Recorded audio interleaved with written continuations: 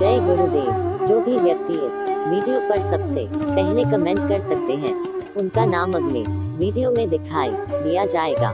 Comment में अपना नाम लिखें। भोगे बिना छुटकारा नहीं। वह दोनों सगे भाई थे। गुरु और माता पिता के द्वारा शिक्षा पाई थी, पूजनीय आचार्यों से प्रोत्साहन पाया था, मित्रों द्वारा सलाह पाई थी। उन्होंने वर्षों के अध्ययन, चिंतन और अन्वेषण के पश्चात जाना था कि दुनिया में सबसे बड़ा काम जो मनुष्य के करने का है वह यह है कि अपनी आत्मा का उद्धार करे। मूर्ख इसे नहीं जानते। वे पत्ते पत्ते को सींचते फिरते हैं, फिर भी पेड़ मुरझाता ही चला जाता है। संसार की राजनैतिक, सामाजिक, आर्थिक, शारीरिक सभी प्रकार की समस्याएं इसी एक बात पर निर्भर हैं कि आदमी ईमानदार बने, सदाचारी हो, आत्म कल्याण करे। वे दोनों भाई शंख और लिखित इस तत्व को भली प्रकार जान लेने के बाद तपस्या करने लगे। पास पास ही दोनों के कुटीर थे। मधुर फलों के वृक्षों से वह स्थान और भी सुंदर एवं सुविधाजनक बन गए। ये दोनों भाई अपनी अपनी तपोभूमि में तप करते और यथा अवसर आपस में मिलते जुलते थी। एक दिन लिखित भूखे थे। वे भाई के आश्रम में गए और वहां से कुछ फल तोड़ लाए। उन्हें खा रहे थे कि शंख भी वहां आ पहुंचे। उन्होंने पूछा, यह फल तुम कहां से लाए? लिखित ने उन्हें हंसकर उत्तर दिया, तुम्हारे आश्रम से। शंख यह सुनकर बड़े दुखी हुए। फल स्वयं कोई बहुत मूल्यवान वस्तु न थे। दोनों भाई आपस में फल लेते देते भी रहते थे, किंतु चोरी से बिना पूछे नहीं। उन्होंने कहा, भाई यह तुमने बुरा किया। किसी की वस्तु बिना पूछे लेने से तुम्हें चोरी का पाप लग गया। लिखित को अब पता चला कि वास्तव में उन्होंने पाप किया है और पाप के फल का बिना भोगे छुटकारा नहीं हो सकता। दोनों भाई इस समस्या में उलझ गए कि अब क्या करना चाहिए।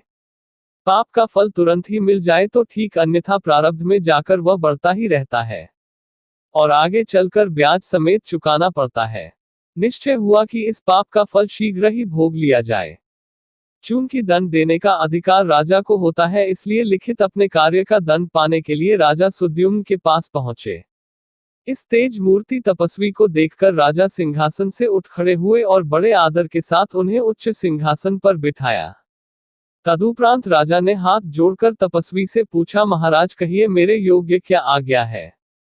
लिखित ने कहा, राजन, मैंने अपने भाई के पेड़ से चोरी करके फल खाए हैं, सो मुझे दंड दीजिए, इसीलिए आपके पास आया हूं। राजा बड़े असमंजस में पड़ा।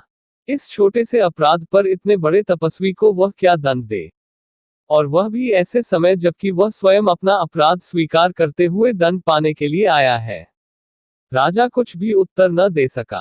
तपस्वी ने उसके मन की बात जान ली और उन्होंने न्यायाधिपति से स्वयं ही पूछा कि बताइए, शास्त्र के अनुसार चोरों को क्या दंड दिया जाता है? न्यायाधीश अपनी ओर से बिना कुछ कहे शास्त्र का चोर प्रकरण निकाल लाए। उसमें विधान था कि चोर के हाथ काट लिए जाएं। यही दंड मुझे मिलना चाहिए। तपस्वी ने कहा, न्याय दंड किसी के साथ पक्षपात नहीं करता। व्यक्तियों का ख्याल किए बिना निष्पक्ष भाव से जो व्यवहार किया जाता है वही सच्चा न्याय है। राजन, तुमने मुझसे आते समय यह पूछा था, मेरे योग्य क्या आज्ञा है?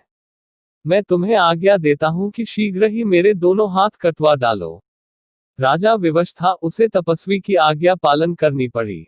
अपने अपराध का दंड पाकर तपस्वी लिखित प्रसन्नता पूर्वक आश्रम को लौट आए। अपने भाई की कर्तव्य परायणता और कष्ट सहनशीलता को देखकर शंख का गला भर आया और वे उनके गले से लिपट गए। शंख ने कहा, अपराधी हाथों को लेकर जीने की अपेक्षा बिना हाथों के जीना अधिक श्रेष्ठ है। लिखित, पाप का फल पाकर अब तुम विशुद्ध हो गए। शंख की आज्ञानुसार लिखित ने पास की नदी में जाकर स्नान किया। स्नान करते ही उनके दोनों हाथ फिर वैसे ही उगाए। वे दौड़े हुए भाई के पास गए और उन नए हाथों को आश्चर्यपूर्वक दिखाया। शंख ने कहा, भैया, इसमें आश्चर्य की कोई बात नहीं है।